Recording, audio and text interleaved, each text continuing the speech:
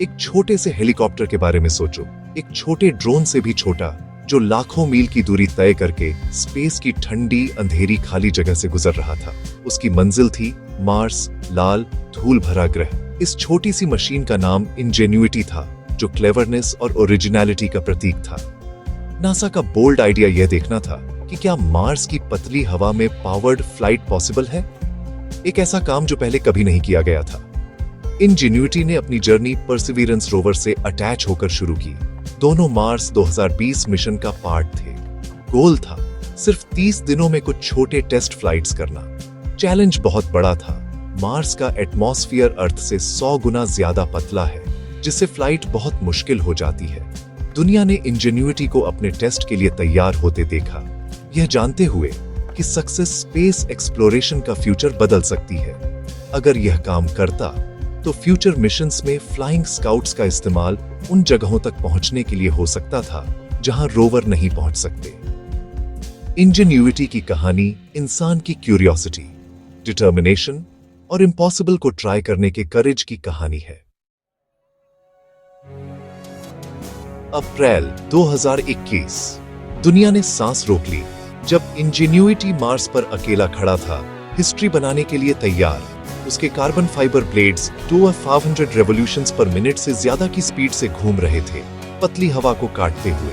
फिर उसने उड़ान भरी, 30 सेकंड के लिए जमीन से 3 मीटर ऊपर मंडराया और फिर सेफली लैंड किया। पहली बार किसी दूसरे ग्रह पर पावर्ड कंट्रोलेड फ्लाइट हुई, एक सच्चा Wright brothers moment. Original 1903 right flyer का एक कपड़ा इंजेन्युइटी से अटैच किया गया था, जो एक सदी के अंतर पर 2 माइलस्टोन्स को जोड़ता था। ये साबित करना कि मार्स पर फ्लाइट पॉसिबल है, इसने सब कुछ बदल दिया। इंजेन्युइटी के लाइट वेट डिजाइन और तेजी से घूमने वाले ब्लेड्स ने पतले एटमॉस्फेयर को पार कर लिया। पहली फ्लाइट एक फ्लॉलेस एग्जीक्यूशन थी, जिसने नासा की इंजीनियरिंग को कंफर्म किया। इंजेन्युइटी का मिशन एक्सटेंड कर दिया गया। जो 5 फ्लाइट्स के रूप में शुरू हुआ था, वह दर्जनों में बदल गया, क्योंकि हेलीकॉप्टर परसिवियरेंस के लिए एक एरियल स्काउट बन गया।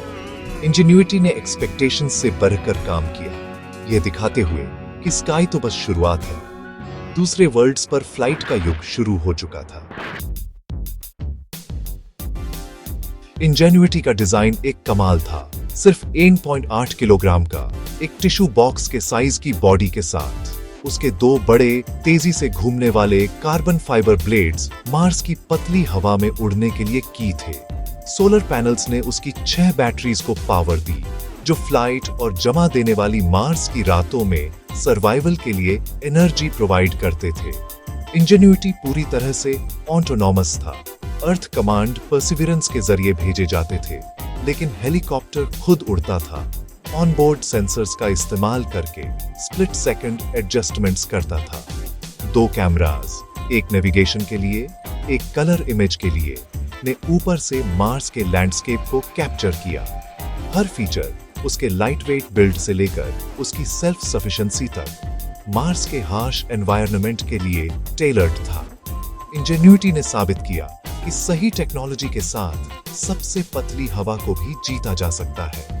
यह एक रेजिलिएंट, केपेबल एक्सप्लोरर था, जिसने प्लेनेटरी फ्लाइट का एक नया युग शुरू किया। इंजेन्युइटी और परसिवियरेंस ने मार्स पर एक ग्राउंड ब्रेकिंग टीम बनाई। परसिवियरेंस, एक 6 पहियों वाला साइंस लैब, इंजेन्युइटी को उसके एयरफील्ड तक ले गया और अर्थ से कमांड्स रिले किए। हर फ्लाइट के बाद इंजेन्युइटी डेटा और इमेजेस रोवर को वापस भेजता था, जो उन्हें घर ट्रांसमिट करता था। परसिवियरेंस ने इंजेन्युइटी की फ्लाइट्स को भी डॉक्यूमेंट किया, उसकी अचीवमेंट्स का विजुअल प्रूफ प्रोवाइड करते हुए। एक बार जब इंजेन्युइटी के टेस्ट फ्लाइट्स सक्सेसफुल हो गए, तो वह एक एरियल स्काउट बन गया, टेरेन को मैप करता और रोवर के लिए खतरों को स्पॉट करता था। इस पार्टनरशिप ने मिशन को ज्यादा सेफ और एफिशिएंट बनाया, जिससे परसिवियरेंस तेजी से साइंटिफिक टारगेट्स तक पहुंच सका। साथ में उन्होंने दिखाया कि रोबोटिक एक्सप्लोरर्स अकेले की बजाय एक टीम के रूप में ज्यादा कैसे अचीव कर सकते हैं।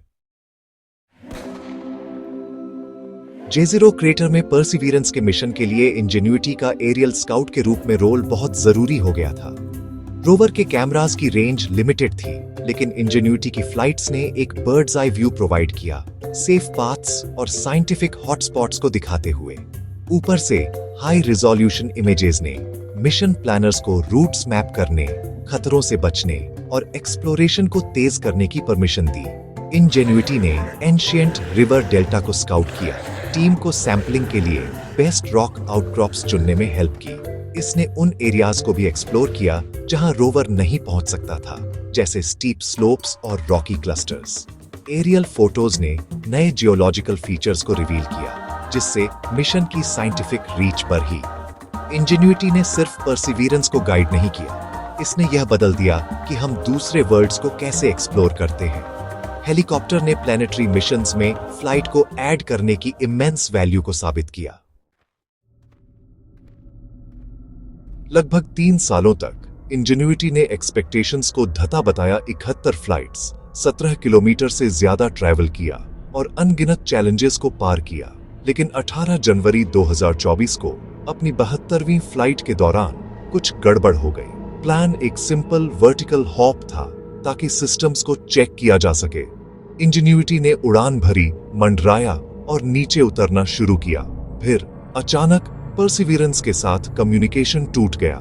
टीम को उम्मीद थी कि यह एक टेम्परेरी ग्लिच था, जैसा कि पहले भी हो चुका था।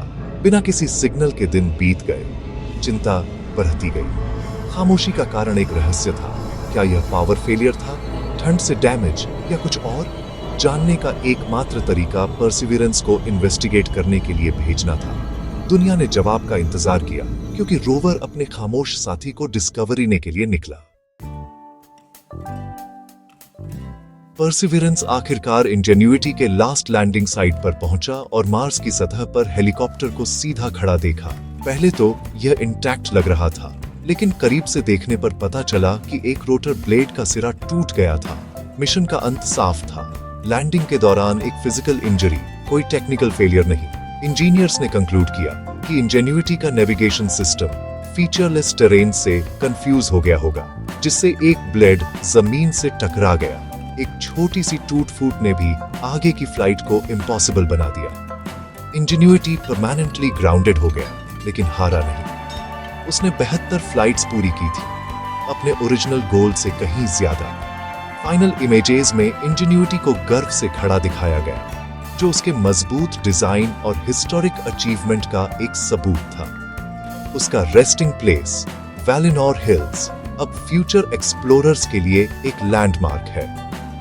इंजेन्यूटी की कहानी गर्व के साथ खत्म हुई, अफसोस के साथ नहीं।